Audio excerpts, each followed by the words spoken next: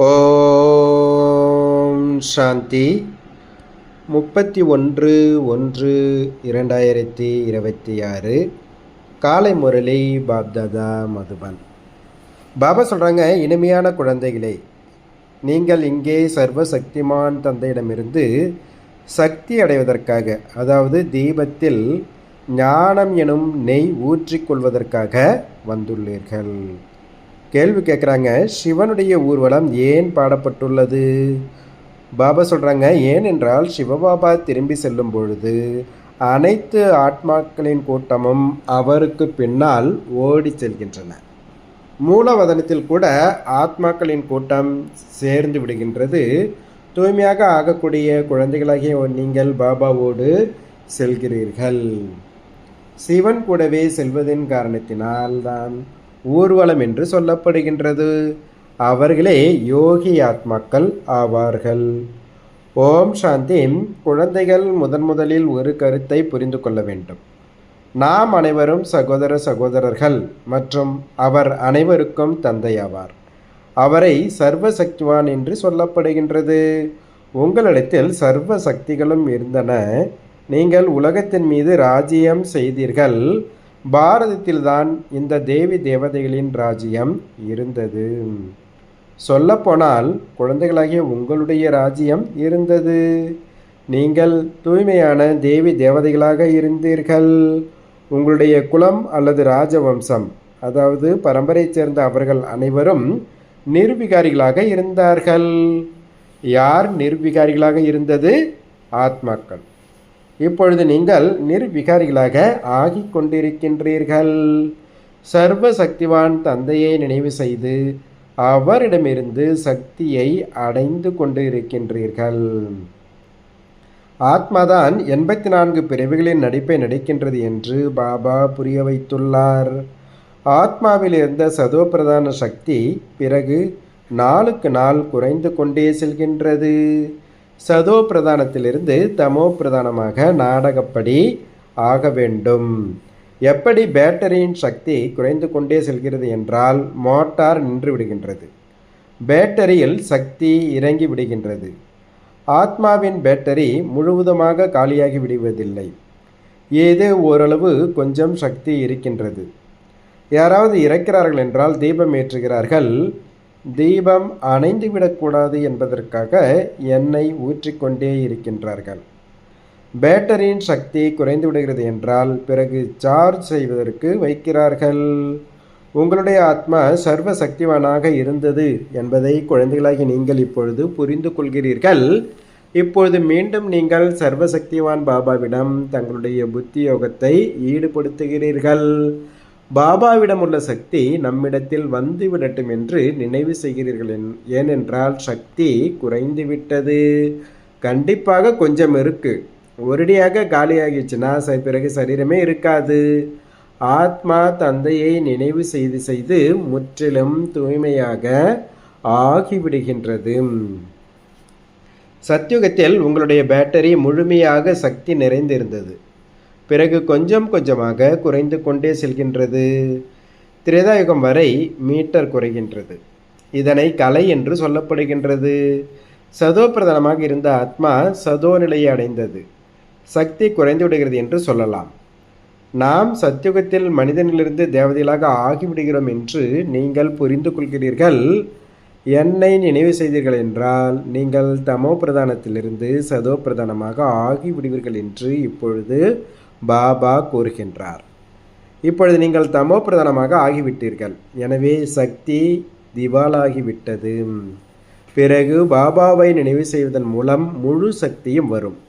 ஏனென்றால் தேகம் உட்பட தேகத்தின் சம்பந்தங்கள் என்னவெல்லாம் இருக்கின்றனவோ அவை அனைத்தும் அழியப் போகின்றது. பிறகு உங்களுக்கு எல்லையற்ற ராஜ்யம் கிடைக்கின்றது என்பதை நீங்கள் தெரிந்துள்ளீர்கள். பாபாவும் எல்லையற்றவர் என்றால் ஆஸ்தியையும் எல்லையற்றதாக கொடுக்கின்றார். நீங்கள் இப்பொழுது தூய்மையற்றவர்களாக இருக்கின்றீர்கள். உங்களுடைய சக்தி முற்றிலும் குறைந்துவிட்டது. ஹே குழந்தைகளே, இப்பொழுது நீங்கள் என்னை நினைவு செய்யுங்கள். நான் சர்வ சக்திவானாக இருக்கின்றேன். என் மூலம் சர்வ வல்லமுடைய ராஜ்யம் கிடைக்கின்றது. சத்தியுகத்தில் தேவி தேவதைகள் முழு உலகத்திற்கும் எஜமானர்களாக இருந்தார்கள். தூய்மையாக இருந்தார்கள், தெய்வீக குணமுடையவர்களாக இருந்தார்கள். இப்போது அந்த தெய்வீக குணம் இல்லை. அனைவருடைய பேட்டரியும் முழுமையாக இறங்க ஆரம்பித்துவிட்டது. இப்பொழுது மீண்டும் பேட்டரி நிரம்புகின்றது. பரம்பிதா பரமாத்மாவோடு யோகம் ஈடுபடுத்தாமல் பேட்டரி முழுமையாக நிரம்ப முடியாது. அந்த தந்தை எப்போதும் தூய்மையானவராக இருக்கின்றார். இங்கே அனைவரும் தூய்மையற்றவர்களாக இருக்கிறார்கள். தூய்மையாக இருந்தபோது பேட்டரி நிரம்பி இருக்கின்றது. எனவே பாபா இப்பொழுது புரிய வைக்கின்றார், ஒருவரை மட்டுமே நினைவு செய்ய வேண்டும். உயர்ந்ததிலும் உயர்ந்தவர் பகவானாவார். மற்ற அனைத்தும் படைப்புகளாகும். படைப்பிடமிருந்து படைப்புக்கு ஒருபோதும் ஆஸ்தி கிடைப்பதில்லை. படைப்பவர் ஒருவரே ஆவார். அவர் எல்லைக்கப்பாற்பட்ட தந்தை ஆவார். மற்றவர்கள் அனைவரும் எல்லைக்குட்பட்டவர்கள் ஆவர். எல்லையற்ற தந்தையை நினைவு செய்வதன் மூலம் எல்லையற்ற ராஜ்யம் கிடைக்கின்றது. எனவே பாபா நமக்காக புதிய உலகம், சொர்க்கத்தை ஸ்தாபனை செய்து கொண்டிருக்கின்றார் என்பதை உள்ளுக்குள் புரிந்து கொள்ள வேண்டும். நாடகத்தின் திட்டப்படி சொர்க்கத்தின் ஸ்தாபனை நடந்து கொண்டு இருக்கின்றது. சத்தியுகம் வரப்போகின்றது என்பதை நீங்கள் தெரிந்துள்ளீர்கள். சத்தியுகத்தில் எப்போதும் சுகமே இருக்கின்றது. அது எப்படி கிடைக்கின்றது? என்னை மட்டும் நினைவு செய்யுங்கள் என்று பாபா அமர்ந்து புரிய வைக்கின்றார். நான் எப்போதும் தூய்மையாக இருக்கின்றேன். நான் ஒரு பொழுதும் மனித உடலை எடுப்பதில்லை.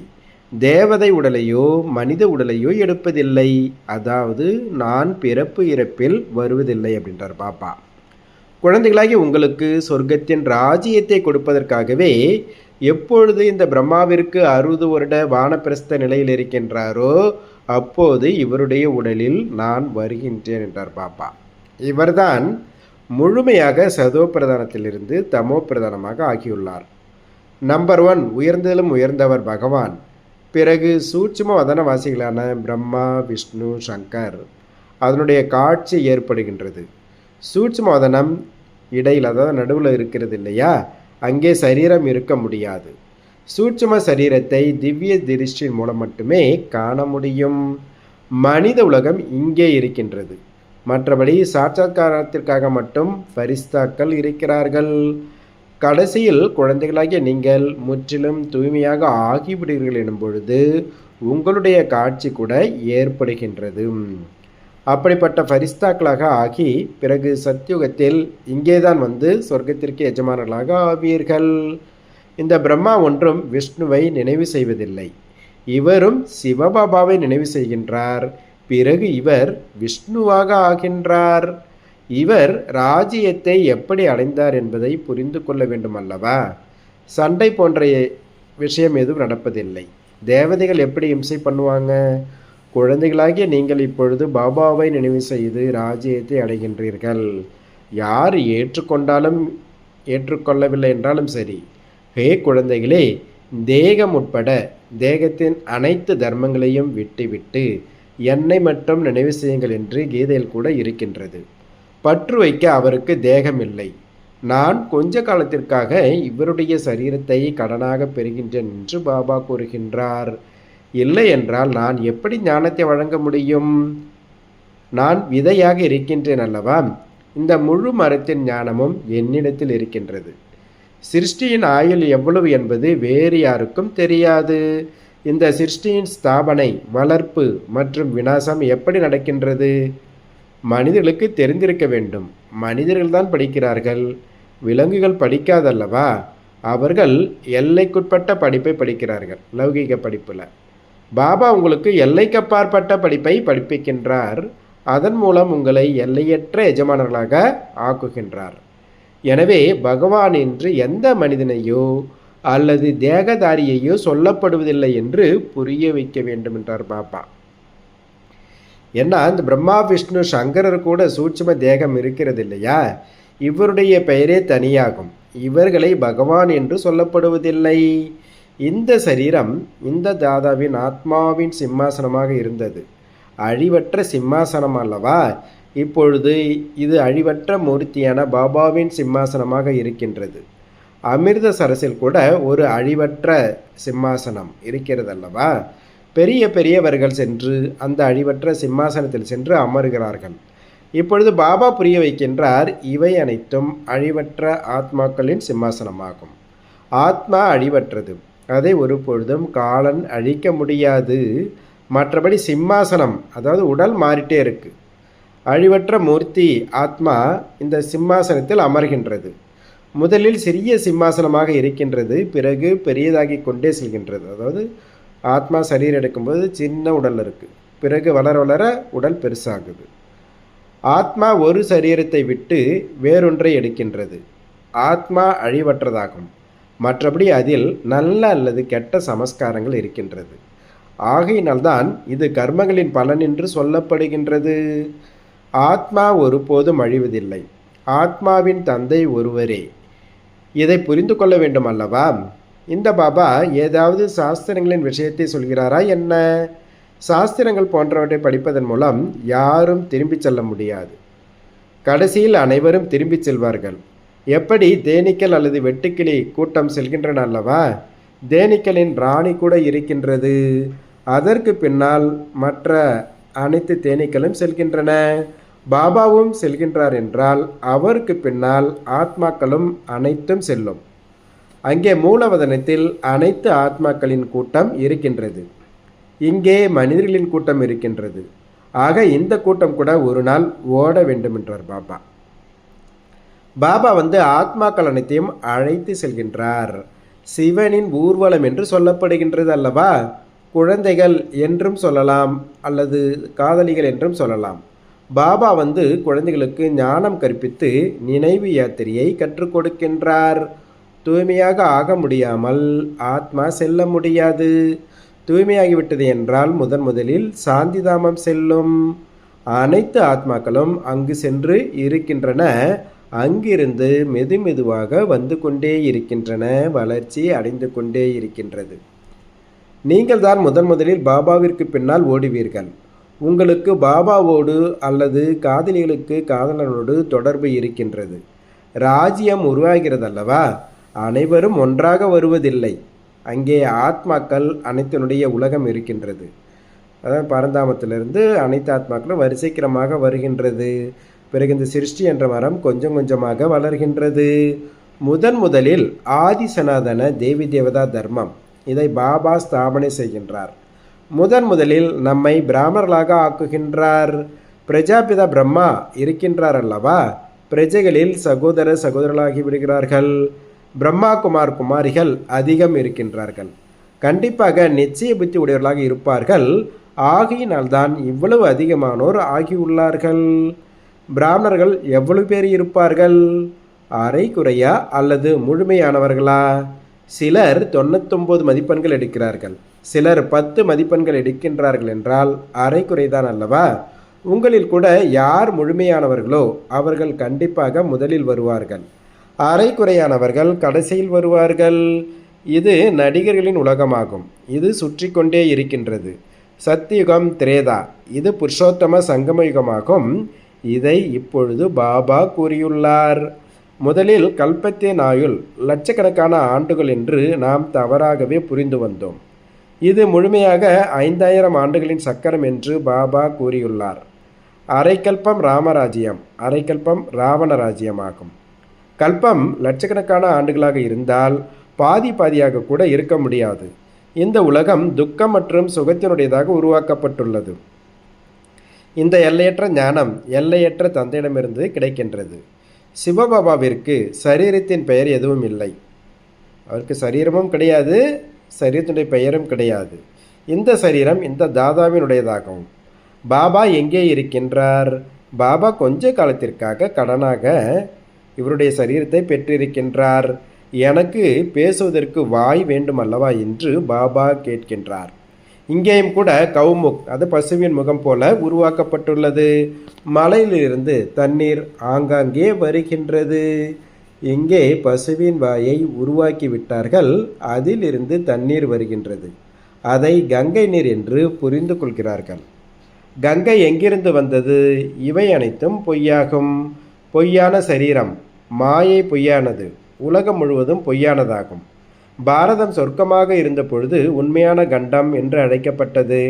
பிறகு பாரதம் பழையதாக ஆகிறது எனும் பொழுது பொய்யான கண்டம் என்று சொல்லப்படுகின்றது. இந்த பொய்யான கண்டத்தில் அனைவரும் தூய்மையற்றவர்களாக ஆகிவிடும் பொழுதுதான் பாபா எங்களை தூய்மையாக்கி இந்த பழைய உலகத்திலிருந்து அழைத்து செல்லுங்கள் என்று அழைக்கின்றார்கள். என்னுடைய குழந்தைகள் அனைவரும் காம சிதையில் அமர்ந்து கருப்பாகி விட்டார்கள் என்று பாபா கூறுகின்றார்.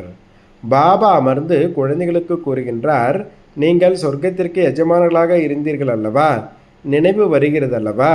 குழந்தைகளுக்கு புரிய வைக்கின்றார். முழு உலகிற்கும் புரிய வைக்கவில்லை. நம்முடைய தந்தை யார் என்பது தெரியட்டும் என்று உங்களுக்குத்தான் புரிய வைக்கின்றார். இந்த உலகத்தை முட்கள் நிறைந்த காடு என்று சொல்லப்படுகின்றது. அனைத்திலும் பெரியது காமம் எனும் முள்ளால் குத்துகிறார்கள். இங்கே பக்தர்களும் அதிகமானோர் இருக்கின்றார்கள், சைவமாக இருக்கின்றார்கள். ஆனால் விகாரத்தில் செல்வதில்லை என்பது கிடையாது. பால பிரம்மச்சாரிகளாகவும் நிறைய பேர் இருக்கின்றார்கள். சிறு வயதிலிருந்தே மோசமான உணவு போன்றவைகளை சாப்பிடுவதில்லை. சன்னியாசிகள் கூட நிர்விகாரிகளாக ஆகுங்கள் என்று சொல்கிறார்கள். அந்த எல்லைக்குட்பட்ட சந்நியாசத்தை மனிதர்கள் செய்ய வைக்கின்றார்கள். அடுத்த பிறவி சென்று குடும்பத்தில் ஒருவரிடம் பிறக்கின்றார்கள். சத்தியுகத்தில் இந்த கிருஷ்ணர் போன்ற தேவதைகள் வீடு வாசிகளை விடுகிறார்களா என்ன? இல்லை. எனவே அவர்களுடையது எல்லைக்குட்பட்ட சந்நியாசமாகும். உங்களுடையது எல்லையற்ற சந்நியாசமாகும். முழு உலகம், உறவுகள் போன்றவற்றையும் சந்நியாசம் செய்கிறீர்கள். உங்களுக்காக இப்பொழுது சொர்க்கம் ஸ்தாபனை ஆகி கொண்டிருக்கின்றது. உங்களுடைய புத்தி சொர்க்கத்தின் பக்கம்தான் செல்லும். எனவே சிவபாபாவையே நினைவு செய்ய வேண்டும். எல்லையற்ற தந்தை கூறுகின்றார், என்னை நினைவு செய்யுங்கள். மன்மனாபவ மத்யாஜிபவ. அப்போது நீங்கள் தேவதைகளாக ஆகிவிடுவீர்கள். இது அதே கீதையின் கதையாகும். சங்கமயுகமாகவும் இருக்கின்றது. நான் சங்கமயுகத்தில்தான் கீதை சொல்கின்றேன். கண்டிப்பாக ராஜயோகத்தை முற்பிறவியில் சங்கமயுகத்தில் தான் கற்றிருப்பீர்கள். இந்த உலகம் மாறுகிறது அல்லவா? நீங்கள் தூய்மையற்ற நிலையிலிருந்து தூய்மையாக ஆகிவிடுகிறீர்கள். இப்பொழுது இது புருஷோத்தம சங்கமயுகமாகும். இப்பொழுது நாம் தமோ பிரதானத்திலிருந்து சதோ பிரதானமாக ஆகின்றோம். ஒவ்வொரு விஷயத்தையும் நல்ல விதத்தில் புரிந்து கொண்டு நம்பிக்கை கொள்ள வேண்டும். இதை மனிதர்கள் யாராவது சொல்கிறார்களா என்ன? இது ஸ்ரீமத், அதாவது உயர்ந்ததிலும் உயர்ந்த பகவானுடைய வழியாகும். மற்றவை அனைத்தும் மனிதருடைய வழியாகும். மனிதருடைய வழிப்படி இறங்கி வந்துள்ளீர்கள். இப்போது ஸ்ரீமத் மூலம் உயர்கிறீர்கள். பாபா மனிதனிலிருந்து தேவதைகளாக்கி விடுகின்றார். சொர்க்கவாசியுடையது தெய்வீக வழியாகும் மற்றும் அது நரகவாசி மனிதனுடைய வழியாகும். இதை ராவண வழி என்று சொல்லப்படுகின்றது. முழு உலகத்திலும் ராவண ராஜ்யம் நடக்கின்றது. இது எல்லையற்ற இலங்கையாகும். இதில் ராவனுடைய ராஜ்யம் நடக்கின்றது. பிறகு தேவதையுடைய தூய்மையான ராஜ்யம் நடக்கும். அங்கே அதிக சுகம் இருக்கும். சொர்க்கத்திற்கு எவ்வளவு மகிமை இருக்கின்றது. சொர்க்கத்தை அடைந்தார் என்றும் சொல்கிறார்கள். அப்படி என்றால் நரகத்தில் இருந்தார் அல்லவா? நரகத்திலிருந்து சென்றார் என்றால் கண்டிப்பாக சொர்க்கத்தில் தான் வருவார் அல்லவா? சொர்க்கம் எப்பொழுது இங்கே இருக்கின்றது? இந்த விஷயங்கள் எந்த சாஸ்திரங்களிலும் கிடையாது. இப்பொழுது பாபா உங்களுக்கு ஞானம் முழுவதையும் கொடுக்கின்றார். பேட்டரி நிரம்புகின்றது. பாபா தாரணைக்காக முக்கிய சாரம். ஃபஸ்ட்டு பாயிண்ட்டு, மனம் சொல் செயலில் தூய்மையாக ஆகி ஆத்மா எனும் பேட்டரியை சார்ஜ் செய்ய வேண்டும். முழுமையான பிராமணர்களாக ஆக வேண்டும். ரெண்டாவது பாயிண்ட்டு, மனதின் வழி அல்லது மனிதர்களின் வழியை விட்டுவிட்டு ஒரு பாபாவின் ஸ்ரீமத் படி நடந்து தங்களை உயர்ந்தவர்களாக ஆக்க வேண்டும். சதோ பிரதானமாக ஆகி பாபாவோடு பறந்து செல்ல வேண்டும். பாபா அவர் தானே கொடுக்குறாங்க, சத்தியத்தின் சக்தி மூலம் இயற்கை மற்றும் உலகத்தை சதோ பிரதானமாக்கக்கூடிய மாஸ்டர் விதி விதாதா ஆகுக. எப்பொழுது குழந்தைகளாகிய நீங்கள் சத்தியத்தின் சக்தியை தாரணை செய்து மாஸ்டர் விதி விதாதா, அதாவது மாஸ்டர் விதியை உருவாக்குபவர் ஆக்குகின்றீர்களோ அப்பொழுது இயற்கை சதோப்பிரதானம் ஆகிவிடுகின்றது. யுகம் சத்யுகம் ஆகிவிடுகின்றது. அனைத்து ஆத்மாக்களும் சத்கதியின் அதிர்ஷ்டத்தை உருவாக்கி விடுகிறார்கள். உங்களுடைய சத்தியத்தன்மை தங்கத்திற்கு சமமானதாகும். எவ்வாறு தங்கமானது இரும்பை தங்கமாக மாற்றி விடுகின்றதோ அதுபோன்று சத்தியத்தின் சக்தி ஆத்மாவை, இயற்கையை, சமயத்தை, அனைத்து பொருட்களை, அனைத்து சம்பந்தங்களை, சமஸ்காரங்களை, உணவு பழக்கத்தை சதோப்பிரதானம் ஆக்கிவிடுகின்றது. ஸ்லோகன் சொல்கிறாரு, யாரை இயற்கையின் கொந்தளிப்பு கூட கவர்ச்சி செய்யாதோ அவர்களே யோகி ஆத்மாக்கள் ஆவார்கள். நல்லது. ஓம் சாந்தி, ஓம் சாந்தி, ஓம் சாந்தி.